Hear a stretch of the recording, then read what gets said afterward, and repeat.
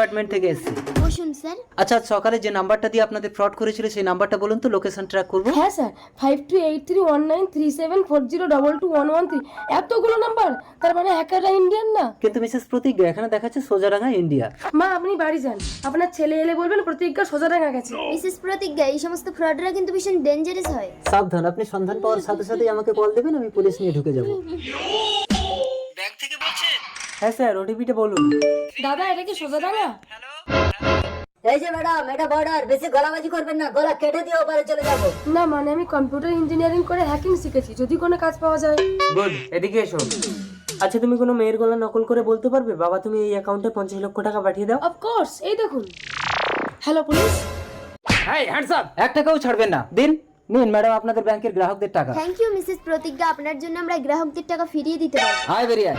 কোথায় পালাবি? বৌমা জিন্দাবাদ জিন্দাবাদ জিন্দাবাদ।